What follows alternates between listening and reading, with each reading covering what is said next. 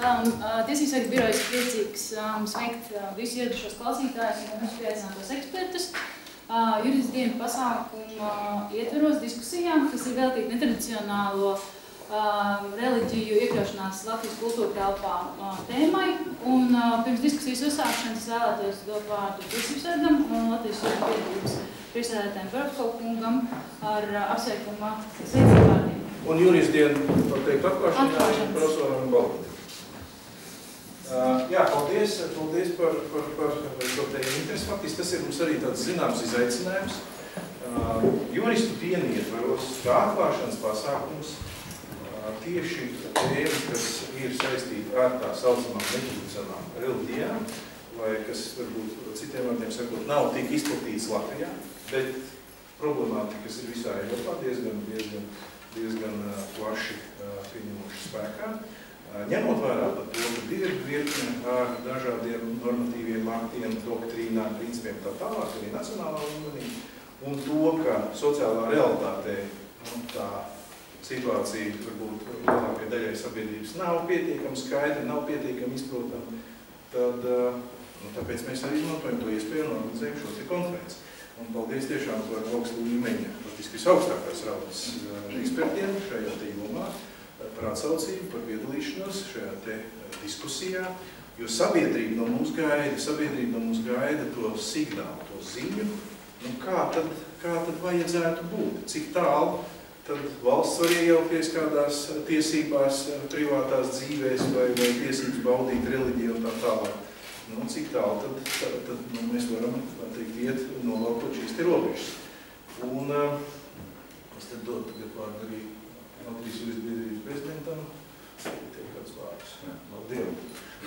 Tā mums tāda tradīcija, ka katru gadu pēdējā pilnajā aprīļa nedēļā mēs rīkojam juristu dienas, kas notiek dažādās Latvijas augstskolās, justīcijas iestādēs. Un es aicinātu būt cilvēkiem zālē ļoti dzīviem, izmantot iespēju, ka šeit ir iespēja runāt ar speciālistiem un uzdrošināties, jo viena no tēmām, par kurām šeit ir arvien vairāk jārunā, tā ir tēma par vārdu brīvību un cilvēku personīgām brīvībām, dažādās izpausmēs. Un tad, zinām, veidu tādu garīgos juku laikos cilvēki, kas sāk mēģināt kaut kādu meklēt savu garīgumu. Un, lai cik tas dīvai nebūtu, mūsu platuma grādos, pie mūsu izglītības, pie mūsu tradīcijām, cilvēki iet no pieskatības, sāk meklēt no tradicionālām, teikt, varbūt zināmām reliģijām, sāk meklēt garīgumu kaut kur citur. Un droši vien ir pirmām kārtām ir jānosod, bet jāsaprot, kāpēc tas tā notiek. Un tā ir tā viena no tām lietām, ko es domāju, šodien diskusijā varbūt noskaidrosies, jo tas, ka kāds kādu mēģina apkarot un mēģina ierobežot kāda cita personīgās brīvības, tas vienu liecina par to, ka karaļvalstī kaut kas nav kārtībā. Jo parasti tad, kaut kas nav kārtībā, tad tiek pirmām kārtām vēršās pie tiem, kas ir mazliet savādāk. Runā citā valodā, pielūdz varbūt kādu citas vērtības, varbūt savādāk izskatās. Mana pieredze ar šo zāli ir, ka es esmu bijis vienā citā diskusijā, kur bija seksuālās minoritātes. Un tā arī it kā tāda ļoti pretrunīga publika, un tad tā mana misija toreiz vadot šo pasākumu bija neļaut saplēsties, jo tā margināla grupa, kas te pārstāv to sadaļu, kuri laigā, ka viņiem dara pāri, tad šī sadaļa, šie cilvēki mēģināja zālē izraisīt konfliktu. Un toreiz arī Pujāta kungs piedalījās, un mēģināja viņu kaut kādā veidā aizskart. Tad tas bija ļoti labi, kā ar tādu akadēmisku un varbūt tādu stoicisku mieru jārunāja par tām lietām, kas mūs vieno, nevis kas šķir. Un tāpēc arī es vēlreiz aicinu auditoriju iesaistīties un izmantot iespēju, es tā iejaucos varbūt tajā reglamentā, un tā jautājiet. Jautājiet speciālistiem to, kas jūs interesē. Jo var gadīties, ka lai savu gadu šāda iespēja nebūs. Paldies! Mums tradicionāli ir, ka mūsu kolēģi, kas atrodas kādos atbildīgos amatos, šajā gadījumā kolēģis, ir saimnes deputāts ar visām lietām, ko viņš tur dara. Es iecerēju, ka tu aicināji man kā profesoru, Jā. tas man lietas būtības. Es aicināju kā profesoru. Bet tā ir arī vēl viena no lietām, pa ko mēs Jūras biedrībā nav priekšnieku padoto un vienīgais nosaukums, ko drīkst lietot uzrunā kolēģiem, bez kolēģa ir profesori. Profesori Valoda Lūdzu. Paldies. Aivars man pirms kādu mēnešu bija uzrunājis, vai es varētu teikt uzrunu, es ar kādu reizi, ko lūdzu nolabu. Un es aizmirstu, un tad pagājuši nedēļas man minēts, ka atcerējuši to, ka tie ir jāsaka uzrunu. Nu labi, es atcerējos. Brīvdienās es mēģināju kaut kā koncentrēti pieeja šim jautājumam un kaut ko pateikt, tā kā Juris dienu ietveros, bet man uzlūkojot tās tēmas, es nonācu zinām apmulsumā, jo tēma dažādums ir diezgan acīs krītoši privātiesību modernizācija, augstāka izglītība, bankas, netradicionālās reliģijas, mūsdienu noziedzības ierobežošanas tendences. Ne, to visu var salikt kopā un sanāk interesanti, protams, jā, bet būtībā tāds kopsaucējs izņemot Juris nav.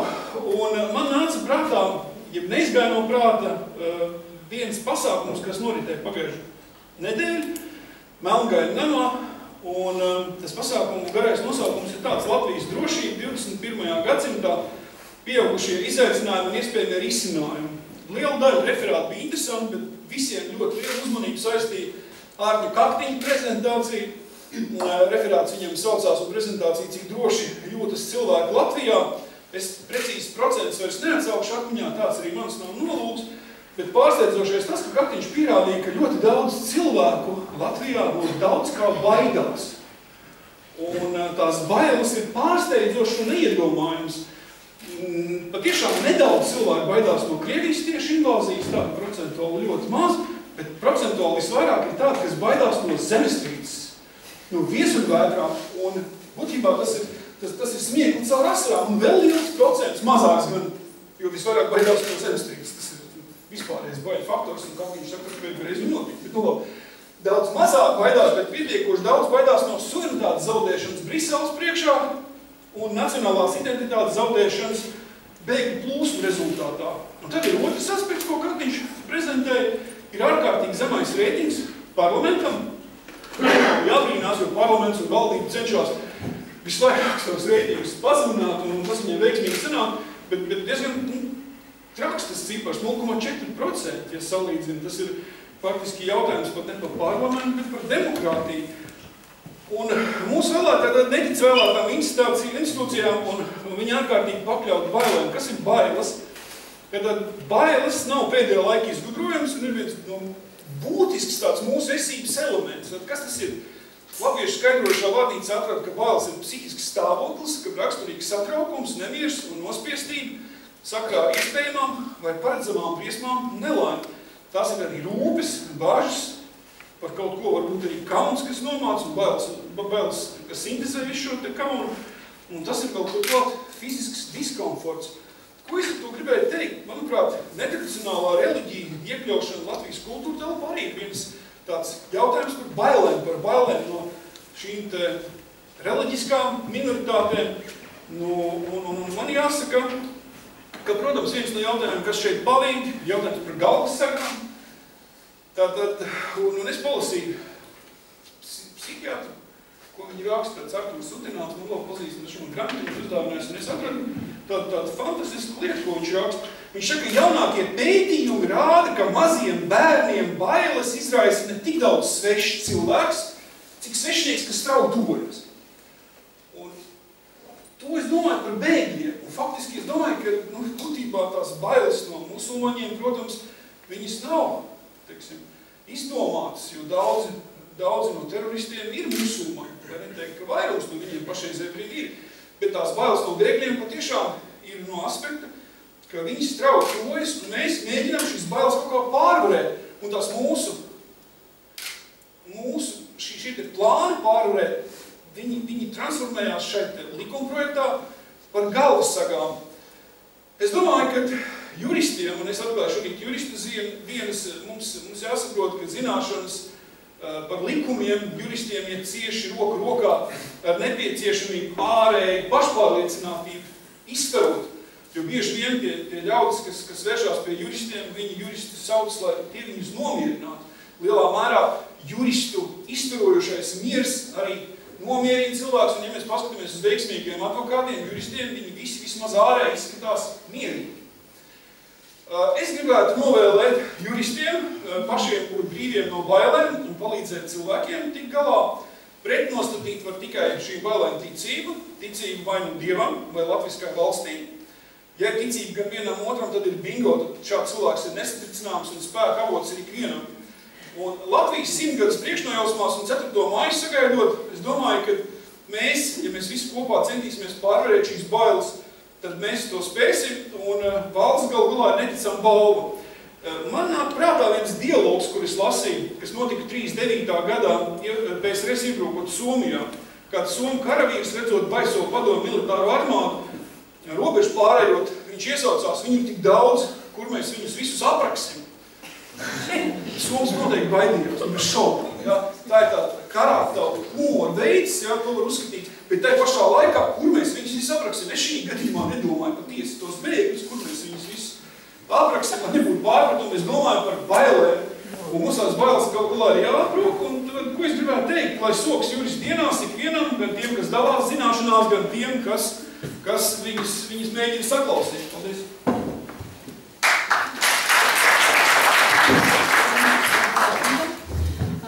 Es domāju, ka mēs varētu pāriet pie diskusijas, un es vēlētos jūs iepazīstināt ar ekspertiem, kas šodien ir aicināti piedalīties šajā diskusijā. Varbūt dotos ievadu vārds, vai es mums uzvedinātu uz tām domām, lai radītu jēgpilnu diskusiju un uzdot arī tos jautājumus, kas varētu, jūsuprāt, būt aktuāli un uz kuriem būtu jārod risinājums. Šodienas diskusijas ekspertu lomā mēs esam pieaicinājuši Laimi Geikinu, Latvijas Universitātes teoloģijas fakultātes profesori, vadošo pētnieci sistemātiskajā un praktiskajā teoloģijā. Otrs eksperts mums ir Latvijas Universitātes sociālo zinātņu fakultātes socioloģijas nodaļas lektora Agnes Misāne.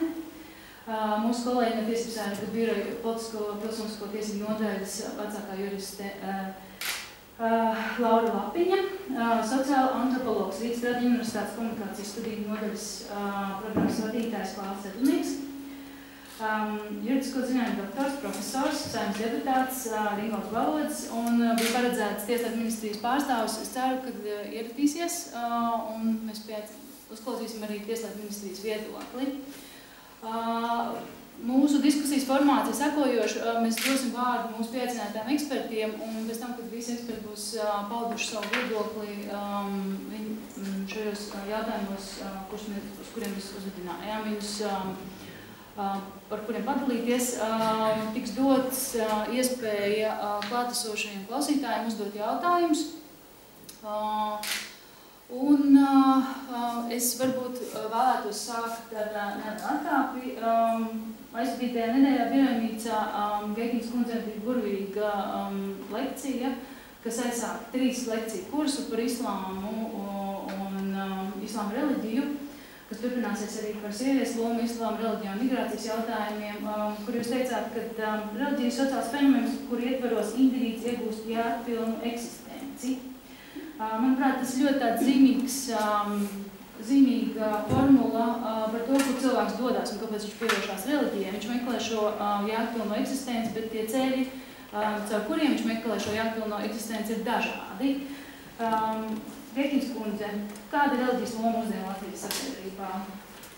Paldies par šo jautājumu. Pirms es mēģinu atbildēt, es varbūt tāds neliels komentārs pie jēdziena netradicionālās reliģijas, jo man uzreiz ir problēma ar šo jēdzienu. Jo tad ir jautājums, kas ir netradicionāls, vai dievturi Latvijā ir tradicionāli vai netradicionāli, jo dievturība kā reliģiska organizācija kustībai sāks ar pirmās Latvijas republikas laikā, ja pirms kara laika, es atvainojos, lietoju kaut kā tā tos iedzienus. Un ja mēs ņemam to pazīmi, ko pat minēja tiesības sargs, cik izplatītāji, tad piedarīgo ir drusku vairāk par sekotāju, vairāk drusku par 600, kas ir apmēram tas pats, kas musulmaņiem. Un tad ir jautājums, kas tad ir tas tradicionālais, netradicionālais. Ja? Un arī reliģijas iedziens nav tik viennozīmīgs, jo reliģija kā fenomens aptver visu sabiedrību kopumā, jo tas ir cieši saistīts ar mūsu ticību, un kā jau te tika minēts, ticība ir tā, kas mums ļauj pārvarēt bailes. Bailes te tika iezīmētas ļoti plaši un diezgan aptveroši. Un jāsaka, Paula Tilika vārdiem, viņš teica, ka kristīgā ticība, piemēram, ir tā, kas ļauj pārvarēt eksistenciālās bailes, nebūtības priekšā, tieši caur ticību, kas ir ietvert visās tajās doktrīnās, kas ir kristīgajā ticībā. Un tātad jautājums nav par to, vai mēs esam ticīgi vai neticīgi, jo mēs visi kaut kam ticam, un to apliecina dažādi teologi un reliģijas, psiholoģijas pētnieki. Tātad jautājums ir par to, kas ir mūsu ticības objekts, ja kā Tilika sakal teiktu, kas ir mūsu absolūtā iesaiste, kam mēs ziedojam savu dzīves laiku, jo tam, kam mēs ziedojam savu dzīves laiku un mūsu tuvos cilvēkus, kam mēs uzticam, tas ir arī mūsu Dievs. Un šai nozīmē Dievi var būt ļoti dažādi. Darbaholiķim Dievs varētu būt institūcija vai darba process kā tāds. Vienai sporta komandas fanu grupai Dievs varētu būt izcils hokeja vārdsargs vai izcils treneris vai vēl.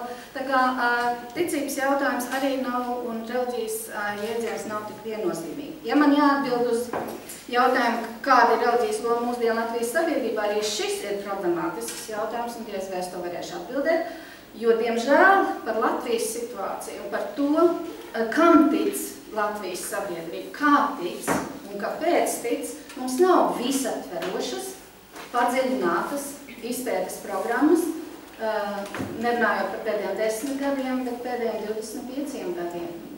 Mums ir kaut kādi dati pieejami, kas parasti ir tikai kā atsevišķs elements plašākos pētījumos, no kuriem tad mēs varam izdarīt kaut kādus secinājumus. Un es te atradu tātad 3 tādus datu kopas, kas mums varētu palīdzēt saprast, cik liela ir reliģijas loma mūsdienu Latvijas sabiedrībā. Pirmā ir tātad SKDS aptauja 2009. gada martā, kur tika uzdots jautājums, vai jūs ticat Dievam un uzskatāt sevi par kristieti, ticat Dievam, bet neuzskatāt sevi par kristieti, vai arī neticat Dievam.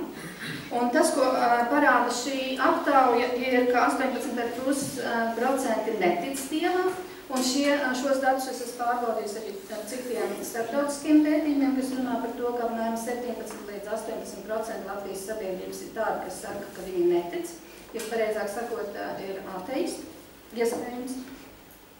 Grūti pateikt, vai nav atbildes ir 7,7%, tic Dievam un uzskata sevi par kristiešiem 42,3%, un tic Dievam, bet neuzskata sevi par kristiešiem 31,5%. Tātad pēc šiem datiem izskatās, ka reliģija ir nozīmīga lielākajai daļai Latvijas sabiedrības. Tie ir apmēram 5%. 3/4 sabiedrības.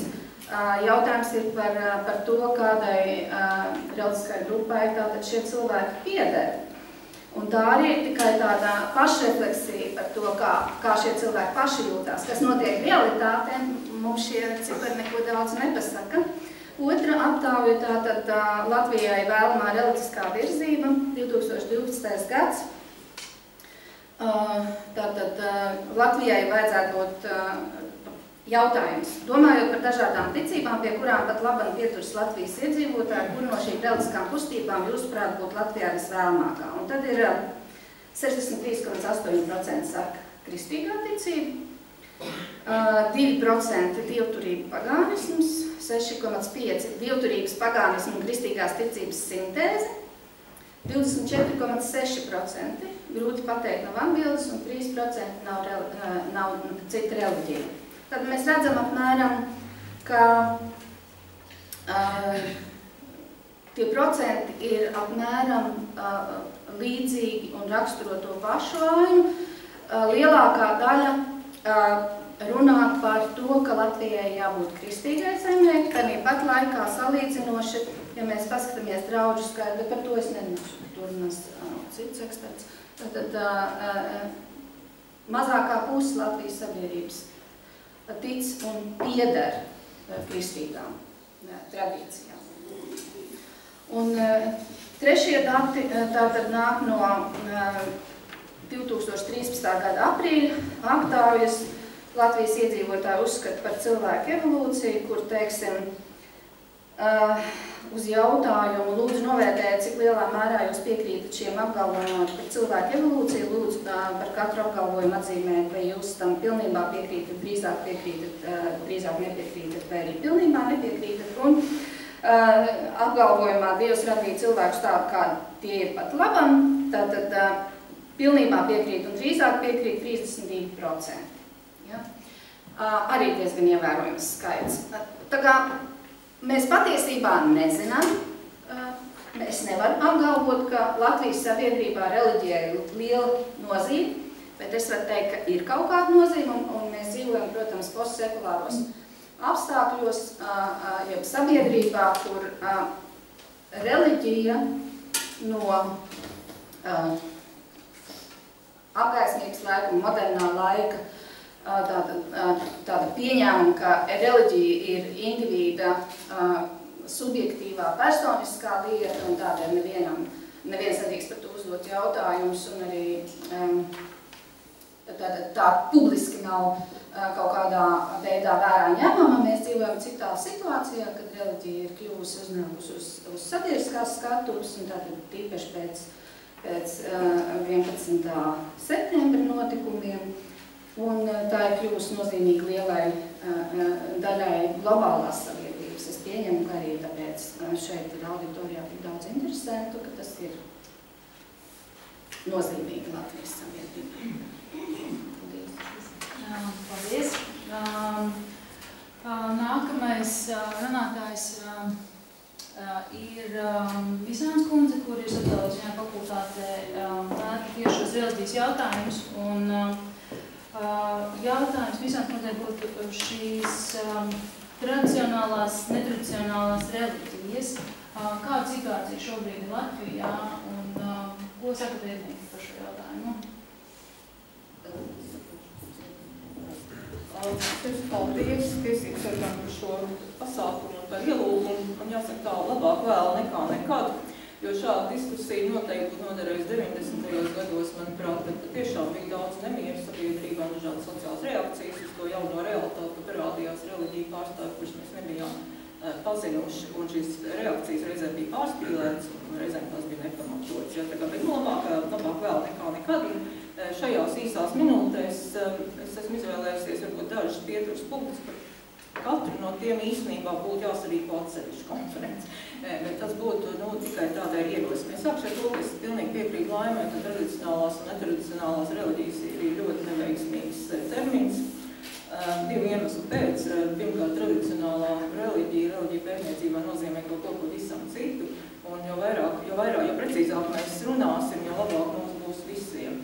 Otrs iemesls, kāpēc man tas nepatīk, ir tas, ka man nepatīk gandrīz viens termins, kas sākās ar ne, jo tur rodās daudz visādi problēmu.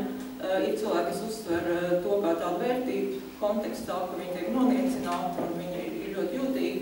Līdzīgi kā tas ir ar terminu nepilsonis, manuprāt, jo tu arī varēja nosaukt kaut kā citādāk. Es negribu teikt, ka visiem jāuzņem pilsonībai, īpaši tie, kas negrib, ja.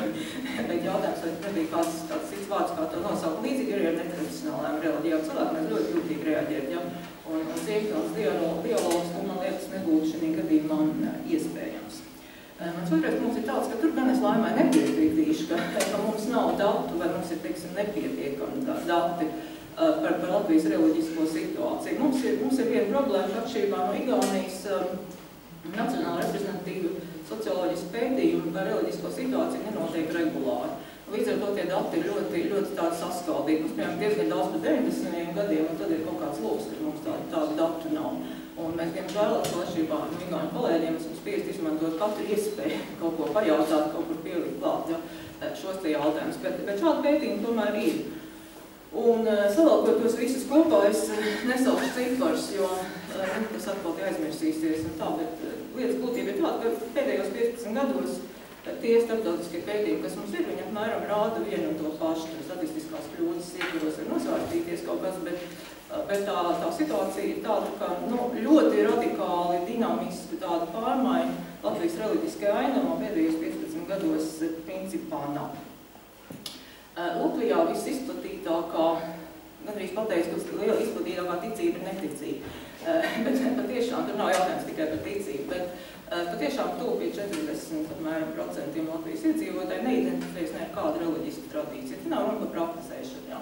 Tas nenozīmē, ka viņiem nav vērtību un ka viņiem nav garīgi uzskati vai viņiem nav kaut kādas garīgas pieredzes, ja, bet vismaz viņi paši to neinterpretē kā reliģisku piederību. Un šī grupa ir diezgan konsekventa. Viņi neiet uz baznīcu, viņi nelasa Bībeli, viņi nepraktizē lūgšanu ne publiski, ne privāti, jau viņi neuzskata, ka viņi pieder kādai reliģiskai kopienai. Un tad tie atlikušie procenti ir ap 60, kuri identificējas ar kādu reliģisku tradīciju. Protams, tās visbiežāk ir vienas no 3 lielākajām kristīgajām denominācijām Latvijā. Un tad ļoti neliels skaits būtu tāds iedzīvotāji, kuri ir vai no ateisti, tas ir pavisam niecīgs procents šīs analīzē derīgs, vai arī tas pieder, sauktajām netradicionālajām reliģijām. Mēs runājam par ļoti maziem skaitļiem, absolūtos skaitļos.